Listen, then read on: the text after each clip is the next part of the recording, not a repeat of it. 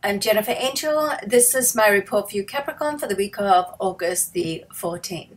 So we have a opposition with Pluto and Venus this week. So Venus is right opposite in our love zone. Pluto is pretty powerful connection between these two, so it can just like bring something to life in your love life.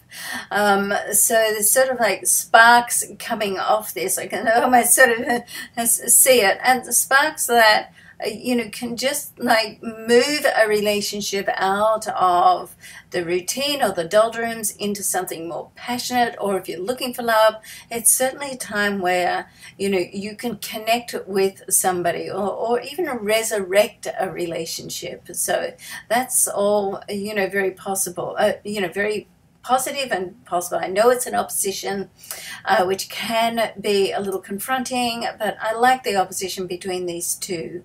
And right now it's a pretty intense time because we're in between two eclipses, and the eclipses are in your monetary zone. And we had the lunar eclipse in your money house about a week ago, and in another week, at the end of this week on the 21st, the start of the following week, we have the solar eclipse, and that's going to be in our secondary money zone.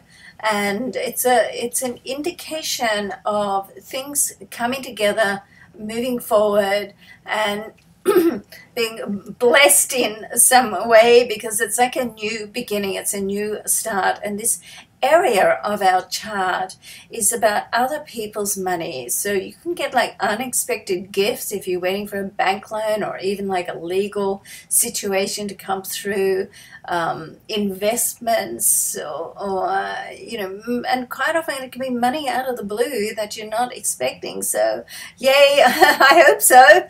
I hope so for all of us. Wouldn't that be nice? So let's sort of keep a positive attitude about that, and expect that something fabulous is going to open up for all us Capricorns on a monetary level. That's going to be great for us. Okay, now the Sun is going to interact with our ruling planet, Saturn.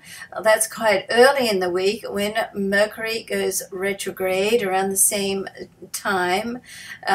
So over the 12th, Mercury will go retrograde right through to September the 4th or 5th, depending on where you are in the world.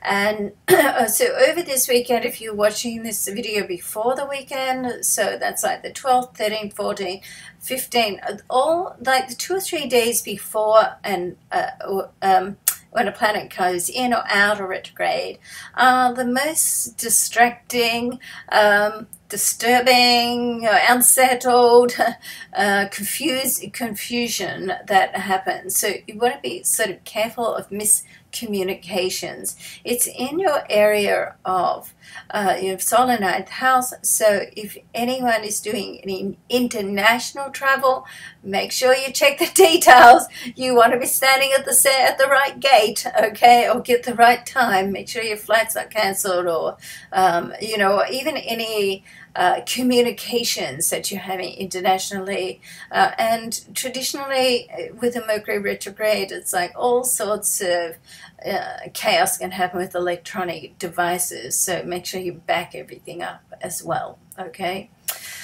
All right, so there are a couple of very favorable aspects, or favorable aspect with Mars and Jupiter, and there's a square with Venus and Jupiter. So this, for us, Jupiter sits in our career zone. So anything that's been there, almost for a year, about 10 months, going to be there for another couple of months before it moves out.